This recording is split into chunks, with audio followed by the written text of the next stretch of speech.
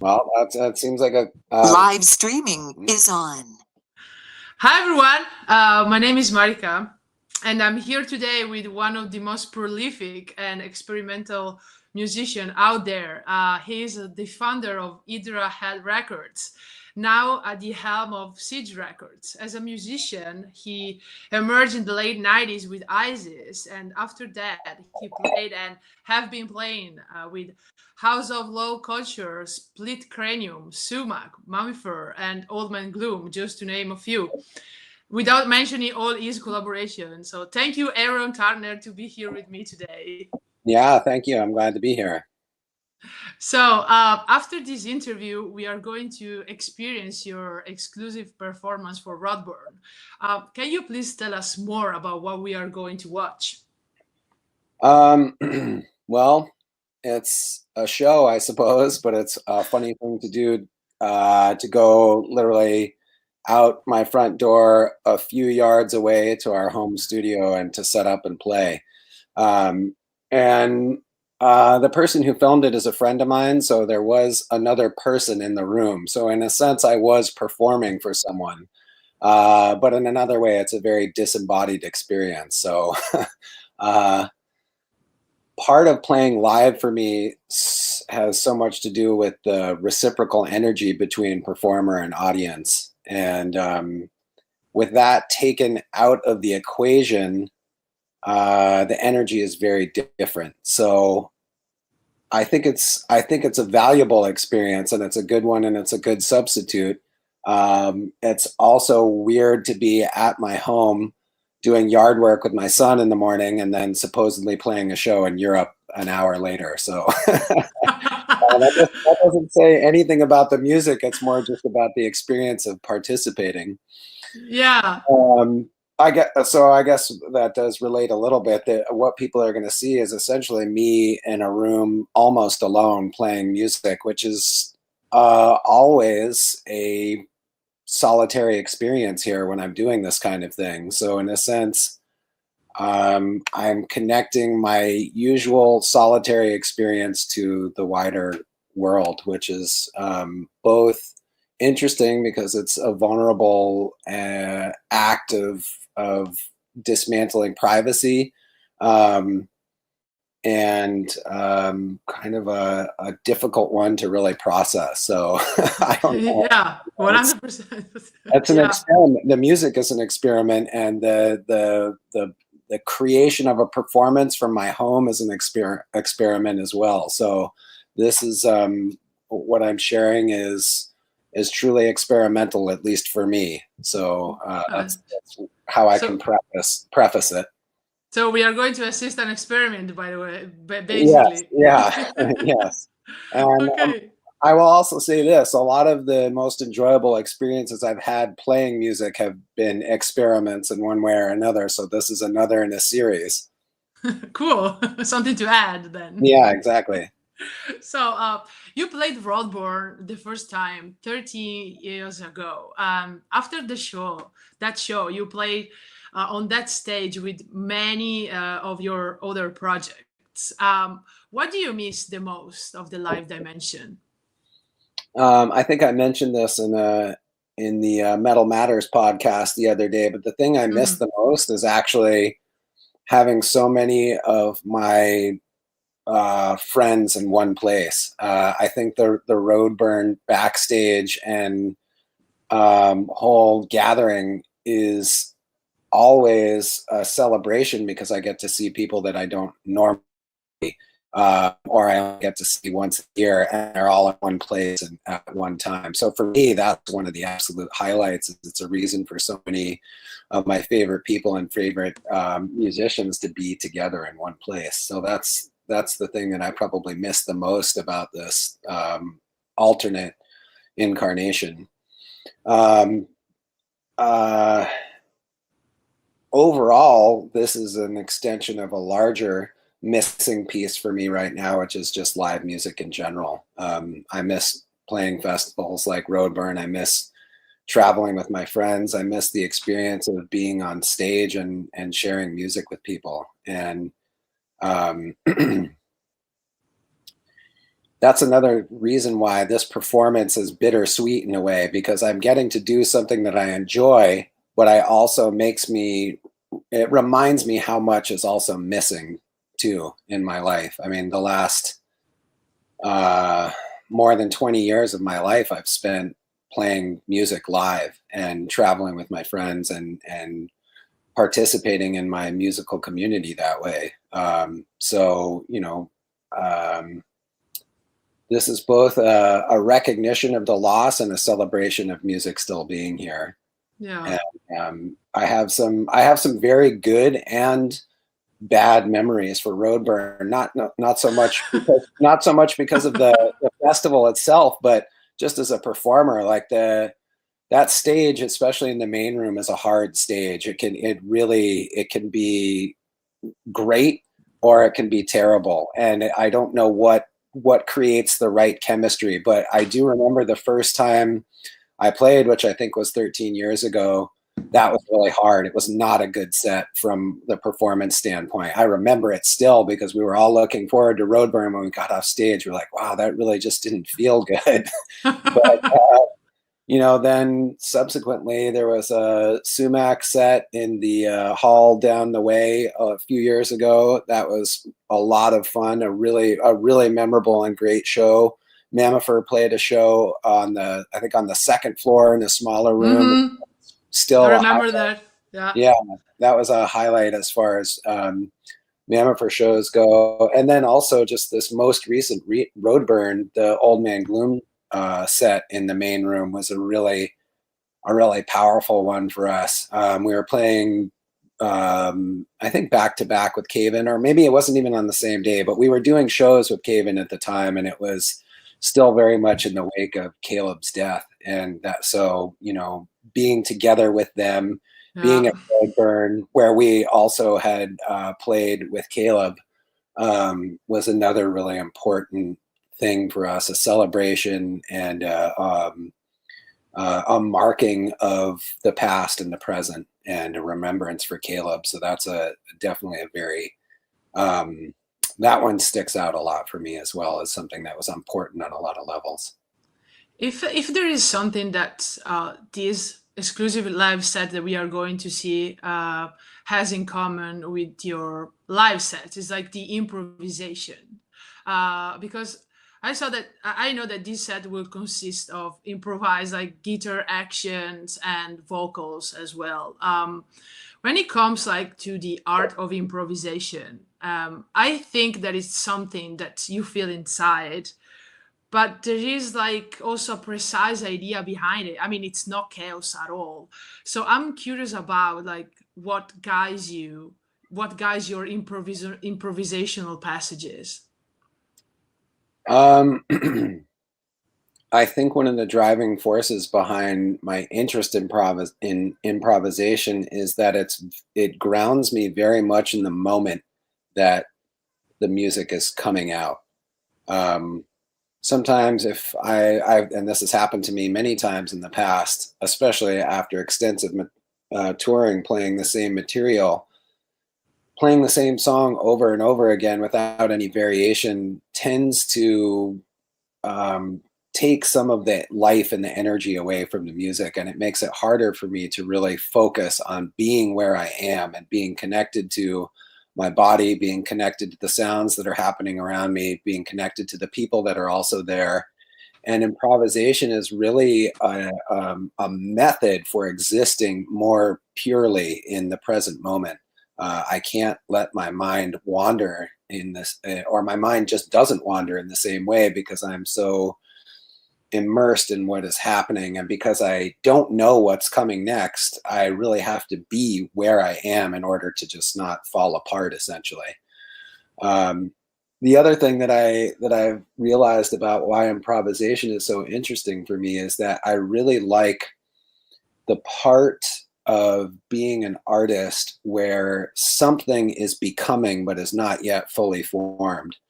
And that applies not only to this process of improvising live, but also just writing songs with other people. When I think back on being in various rehearsal rooms all over the place, the moments that were the most exciting for me was when a song was first taking shape, not when it was finished, but that moment that at first I was aware that something was becoming. And there's something about that. It's almost like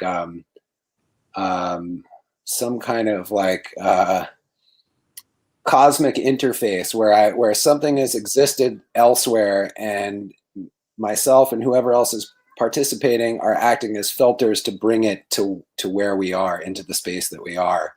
And so that's how I feel about improvising as a creative act, is a pure channeling of something and witnessing it becoming for the first time. And that, for me, at the moment, is one of the most exciting parts about playing music.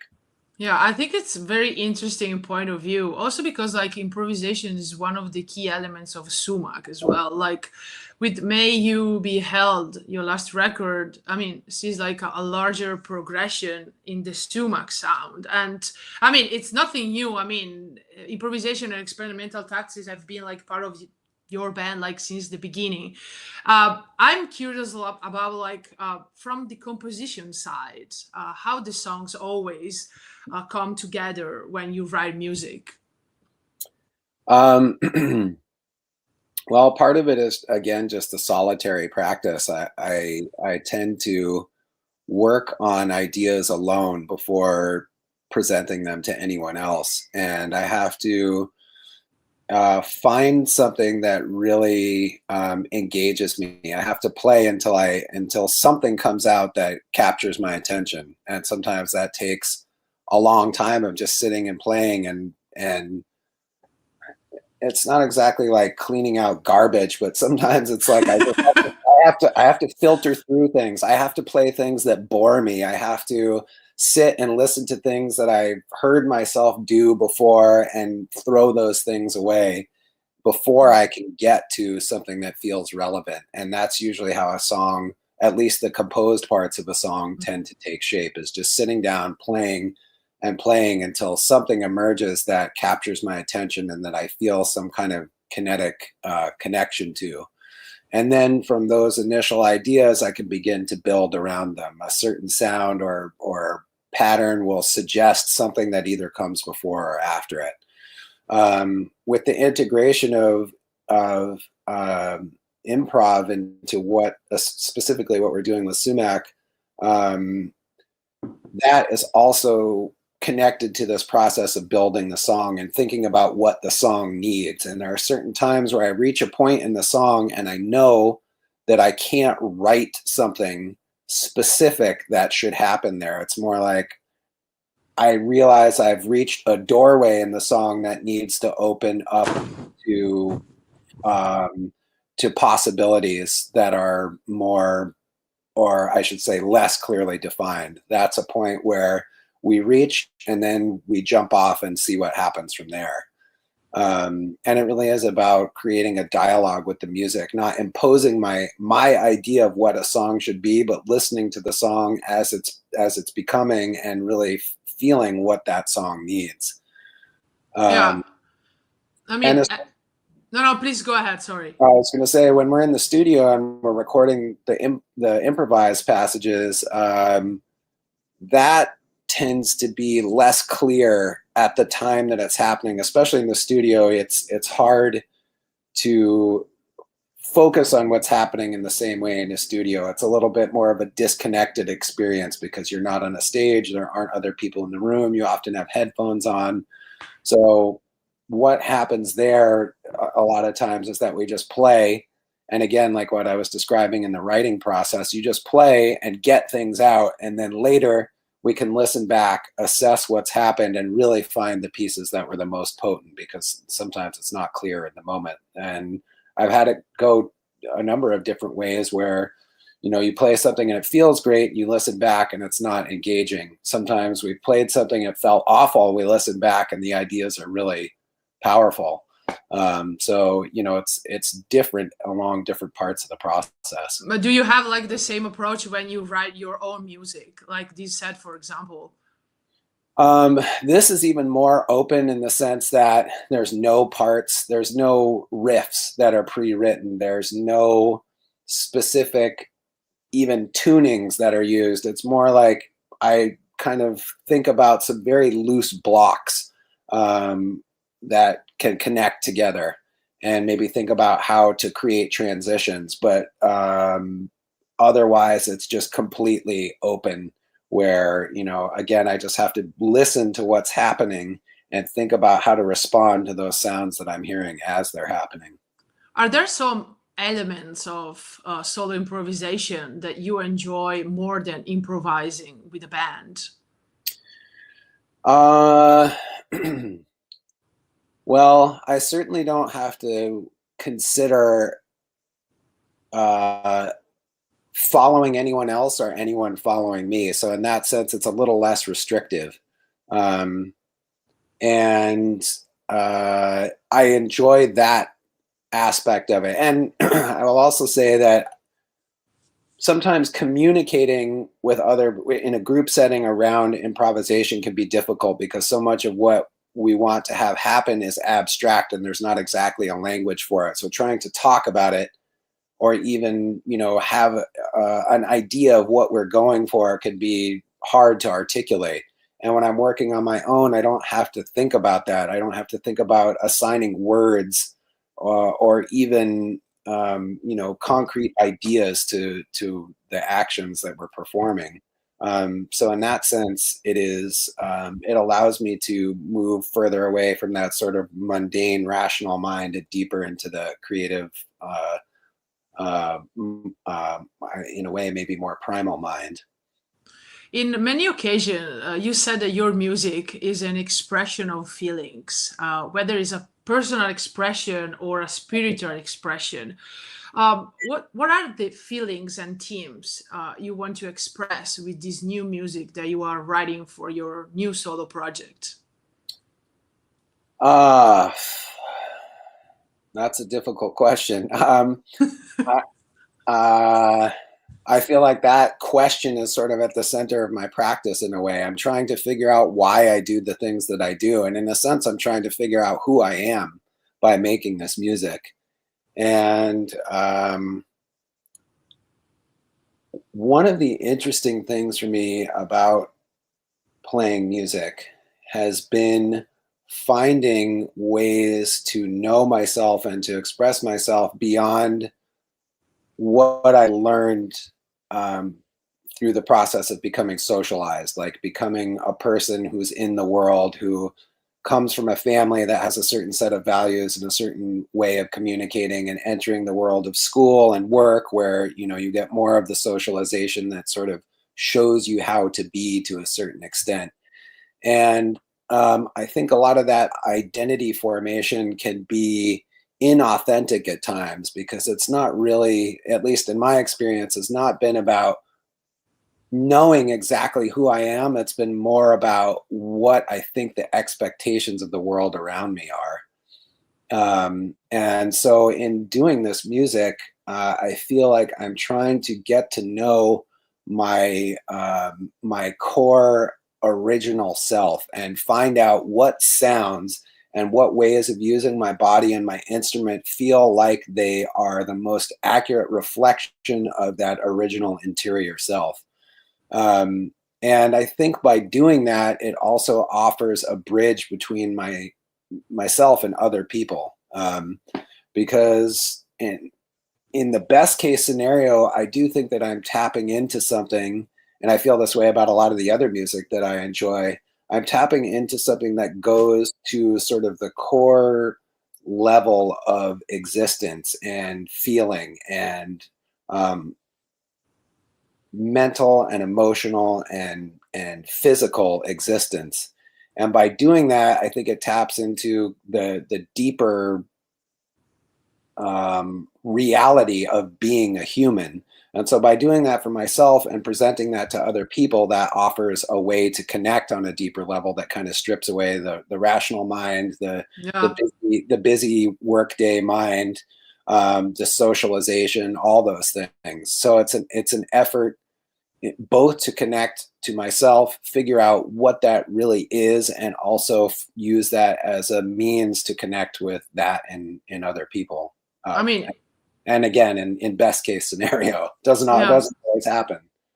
I mean, if there is one thing that I really like about your music, and I mean, especially with Sumac, is like that you has always been like it always been like an expression of love for life, you know, and the preciousness of the life force.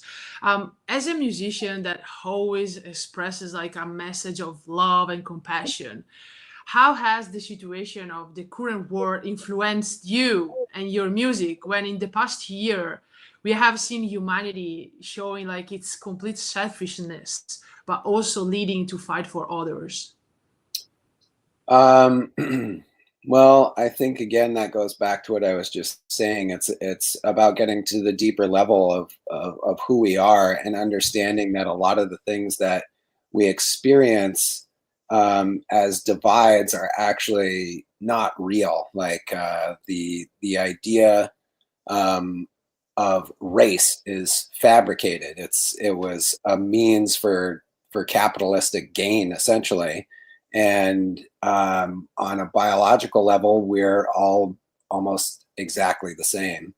And so, in a certain way, thinking about this idea of getting to deeper self, connecting to others, is again like this process of connection. And I think that the process of connection is about, in a certain way, understanding that we cannot exist separately from one another. Everything we do is interconnected. And I think that that's where a lot of the problems that we're currently facing and have been age old problems stem from, is the idea that we are these individuals and that what matters to us personally is the most important thing to focus on. When in reality, the longer we go along that trajectory, the further fractured we become, both from ourselves and the people around us, but also from the ability to survive. Um, so, in a sense, the the search for connection is also the search for means of survival. Um, and there is both, I think, an innate feeling that most people experience, as well as a lot of scientific evidence to back up the fact that we need each other. People need other people, Yeah. and um, individualism in some ways is great. Like, of course, I've applied that to my own art. I want to have a voice that is unique unto me, but at the same time, I'm also, the older I get, the more I'm aware of and try to heighten my own awareness of the interconnectedness of everything. Yeah. And I think that's one of the most crucial functions that art can serve under the best circumstances. I mean, in your music, like there is a lot of kind of darkness, also because it's like very loud and aggressive. But I always feel like there is this small faint light at the end of the tunnel. Do you think that eventually light that could be like heart, I don't know, friends, I don't know, it could be everything, like can somehow defeat the darkness that surround us? Well, I think one of the issues is placing value judgments on certain things to say that something is innately good or bad. And that's not to say that we can't assess the world around us in that way. But for instance, just talking about musical aesthetics, like something that's often viewed in my music or in music of other bands who share similar properties, or even noise artists, is that the music is violent. And there is an element of violence in it, but also what some people hear as dissonance or ugliness, for me, is beauty. And I've repeated this quote a number of times, but it really struck me when I read this in an interview with Merzbow many years ago, with Masami Akita. He said, if and I'm paraphrasing here, something like, if noise is something that's uncomfortable to hear, then pop music is noise for me.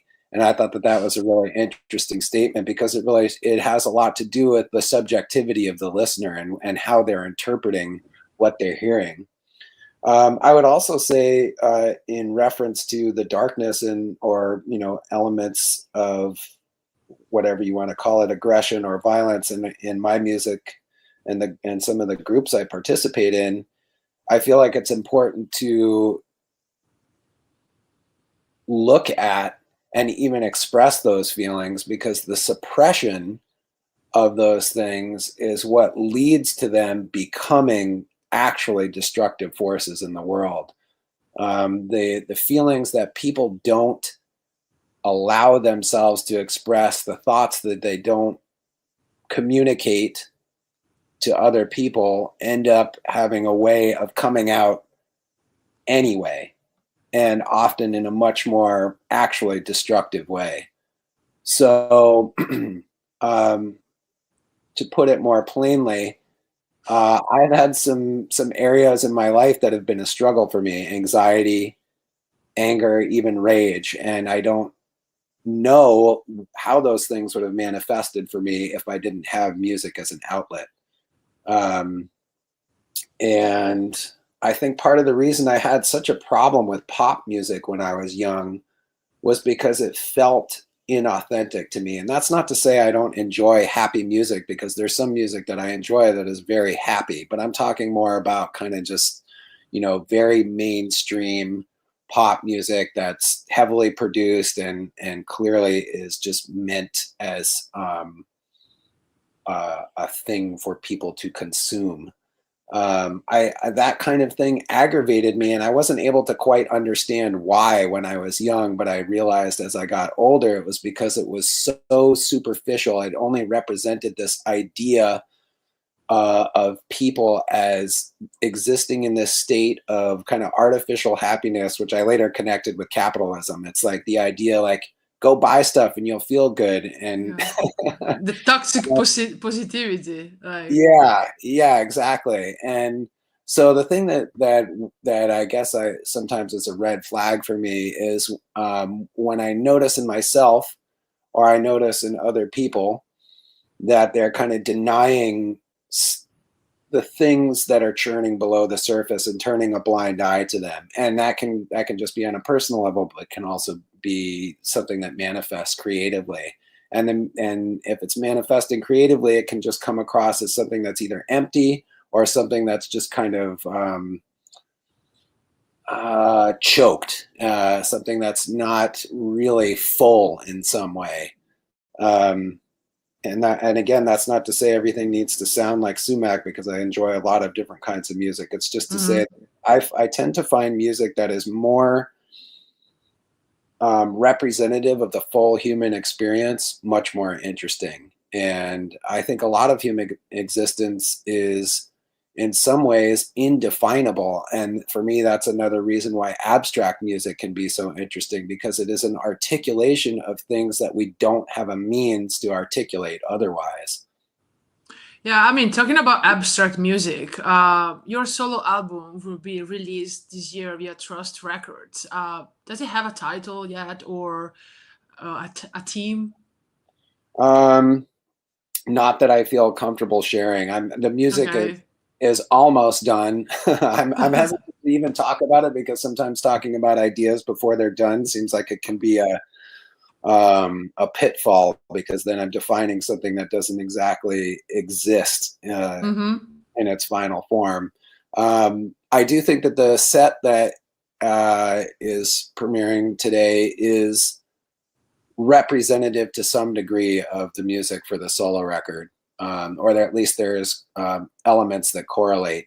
And I do have ideas for titles, but it's more like at this point I know what the meaning of the title should be, but I haven't found the right words to Okay.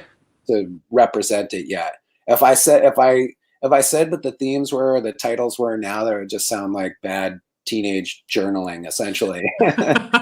Okay. I have to find a potent and poetic way to express these ideas before I can share them with anybody. Okay, we can wait to hear them by then. Okay, so we have some questions for you. The first one is, Hey Aaron, how do you feel your ambient music was received by the ambient crowd compared to the reception of your metal music by the metal crowd? Um, I tend not to think of things in that way, and it's partly because I don't think of myself as a person who only listens to one kind of music, and especially at this age, most of the people I know don't listen to one kind of music. So to say that one crowd is clearly one thing or another is hard. I can generalize and say that there have been times where, an audience that's more experimentally oriented might have a problem with the metal elements of what I do and vice versa. And again, I think that has to do with that subjective experience of the listener where we associate certain sounds with certain ideas. And a lot of time it's more about preconception. Like I've decided that I don't like this genre because it means this, and these kinds of people listen to that, and I'm not that person.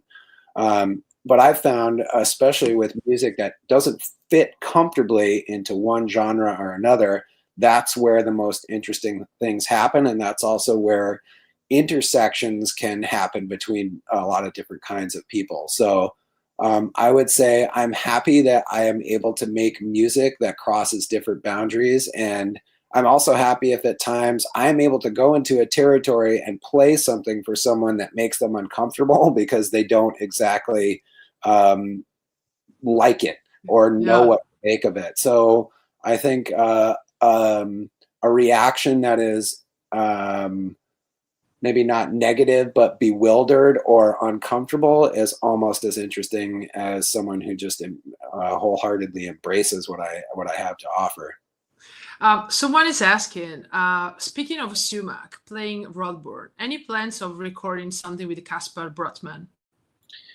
Again, it's something that I don't really have a definitive or care to answer definitively because it hasn't happened yet. We've talked about it, and I'm communicating with him somewhat regularly, and there's the possibility exists, and we would absolutely love to make that happen. His music has been it was one of the touchstones for me when thinking about my inspiration for Sumac initially. And then playing with him a couple times, both at Roadburn and Berlin, and corresponding with him. I just like him as a person, and that's always further incentive to do something with someone. I mean, collaborating with someone we admire is great. However, the personal connection is just as, if not more, crucial. So I hope that we can build on, what the contact we've had with him and turn it into something more involved. Someone asked, any chance of doing another album with Pharaoh Overlord? Yes.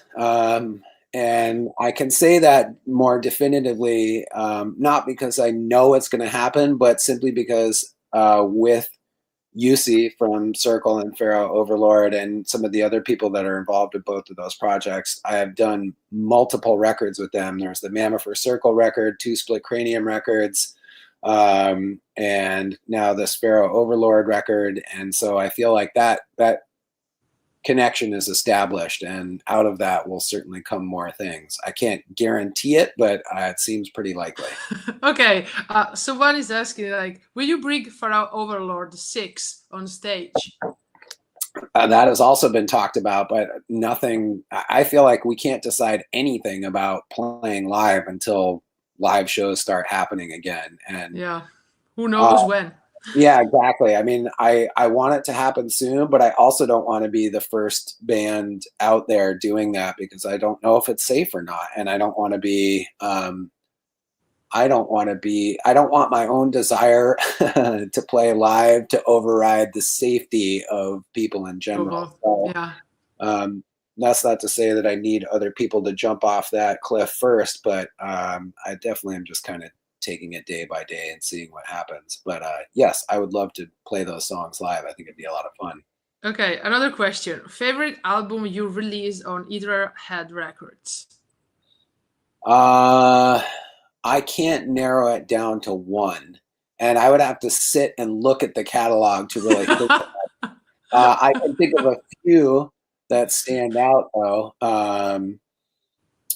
and part of it is because of the music, and part of it is also because of the role that it played in my life and continues to play in my life.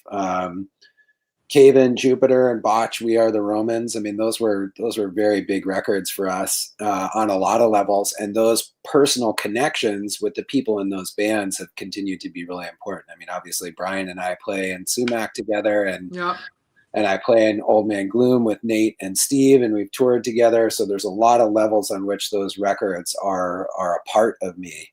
Um, Discordance Axis, Inalienable Dreamless. That's just one of those records. When I heard it the first time, it was like a perfect experience. Everything about it, the artwork, the music, the sound, the lyrics, everything. And for me, that still stands as not just an important record in our catalog, but a piece of music that exists in and of itself. Nothing else sounds like that, and nothing else Okay. feels like that. And the one other one I'll add is the self-titled EP by Mayor, which was another really crucial one for me. And I still listen to it, and I still hear new things in it, even though I've been listening to it for, I don't know, like 15, 16 years now. Okay, another question. Based on the difference between the last Isis album and the first Sumac album, is it safe to assume that you were the one leaning towards the heavier side of music as opposite to some other band members? If so, has this disconnect played a part in Isis' breakup? I know you hate questions about Isis, but I couldn't No, that's not find true. but I No, couldn't find anything online to confirm or no, deny. no. The question that I have a problem with is, when are you going to do another show with ISIS? Like, that's the one where it's like, it's not that the idea is so awful. It's just more like, I've been asked it so many times, and it's kind of obliterates everything that I've done since then. It's like people are fixated on that, and I'm happy that people enjoy that music, but it's not where I am currently.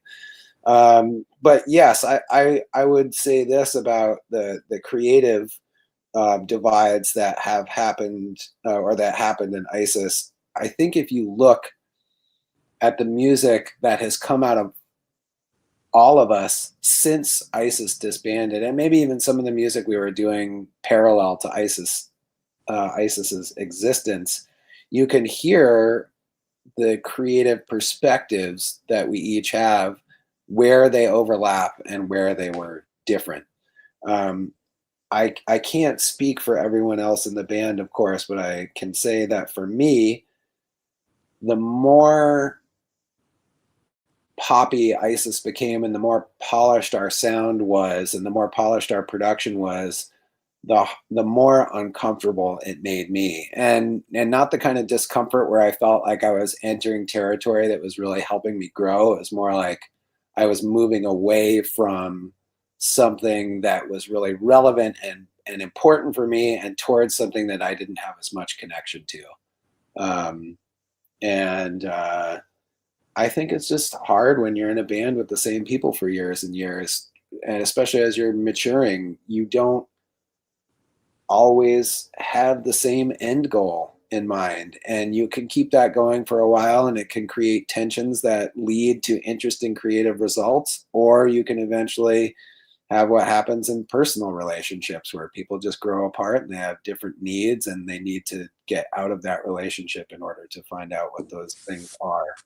I mean, I think it's the natural, like, I don't know, course of things, it's like the natural, like, I don't know, way of things. I have like the last message, and it's from Becky, and I think it can be like also from all of us. And Uh-huh. she say like, thank you to Aaron for being part of Broadborn this year. Oh, well, that's that's very nice to hear. I was very glad to be able to do it. As I said, Roadburn has been a very significant and even formative thing in my musical trajectory, and the people that are involved are really wonderful people who I think are doing something for the right reasons. I think that's part of the reason why Roadburn has lasted as long as it has, especially because Walter, at the heart of it, is doing it from his heart, and I think that that's the only way that something can remain vibrant and vital. Uh, if you don't do it for the right reasons, you won't be able to keep doing it forever. Especially with the kind of music that this fest often does. It's not commercially viable music. So if your interest is purely commercial, then you're gonna lose interest in this world. The only reason to keep inhabiting it is because you love it. So I'm glad to participate in something that's run by people who have that kind of sincerity. Yeah. So thank you so much for this interview, and don't miss Aaron's set at 10 p.m. Thank you so much, and Thank you. talk soon. It All was a right. pleasure. Thank you. Likewise. Take care. Bye. Bye.